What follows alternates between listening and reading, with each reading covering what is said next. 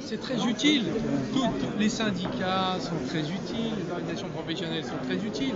Mais là, c'est direct. Voilà, c'est direct et ça envoie des messages. Donc, comme ça, on aura des éléments de compréhension. Moi, je vais passer des moments passionnants parce que je vais avoir pendant 2 heures 30 mentors qui vont vider leur sac, nous faire part d'expérience, nous raconter l'histoire et les problèmes de l'entreprise qu'ils mentorent. Et ça protégera les entreprises et les chefs d'entreprise. Parce qu'ils n'osent pas aller parler à un ministre. Ils n'osent pas. Voilà, ils ont toujours peur de demander quelque chose, ils ne savent pas comment est-ce qu'il faut dire monsieur le ministre, pas le dire. Enfin, il y a une espèce de timidité par rapport au pouvoir. Donc nous construisons la relation de confiance et de construction en commun. C'est que ça ? C'est ça. Je vous laisse parler, monsieur le Président.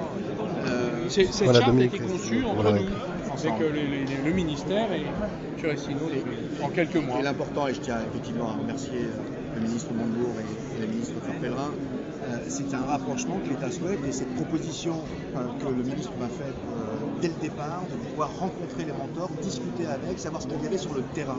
Voilà. Et personnellement, moi qui imaginais l'Institut du mentorat, de le voir se déployer, c'est une chose, bien évidemment, parce que je pense que c'est utile, effectivement, on a vu les chiffres en France, mais également de ce rapprochement et non pas cette confrontation, mais travailler ensemble, et parfois les entrepreneurs peuvent avoir besoin de l'État, autant l'État a besoin d'entendre les entrepreneurs, c'est ce que le ministre Montebourg vient de nous dire.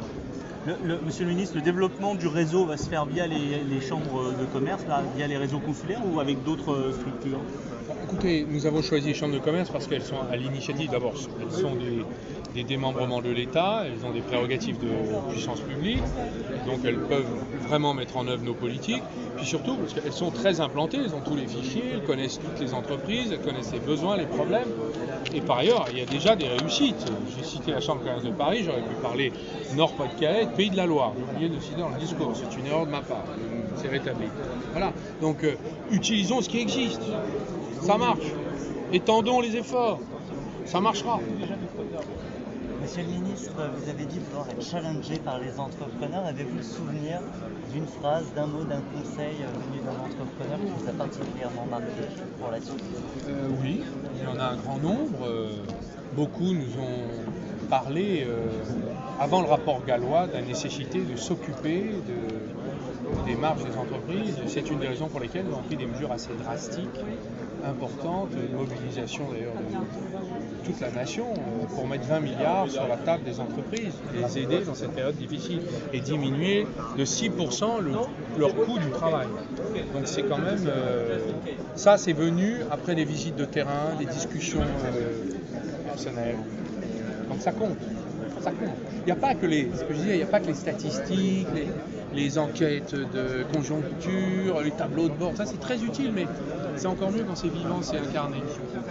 Aujourd'hui, c'est un grand pacte, cette signature de la Charte nationale du mentorat entrepreneurial pour le TPE-PME. Écoutez, c'est un acte de mobilisation de la société autour des petites, moyennes entreprises pour qu'elles deviennent des ETI et des grands groupes. Ça fait 20 ans, 30 ans qu'on n'a pas créé une grande marque mondiale en France. Avant, les petites entreprises avaient les chances de le devenir en France. Il faut qu'on organise des stratégies de croissance concrètes pour les entreprises. Il y en a plein, il y a des ressources extraordinaires. Partout en France, vous avez un terrain fertile extraordinaire qui ne demande qu'à se développer et à croître. Donc en fait, on va passer de la musique classique au plan de verre pour qu'elle pousse.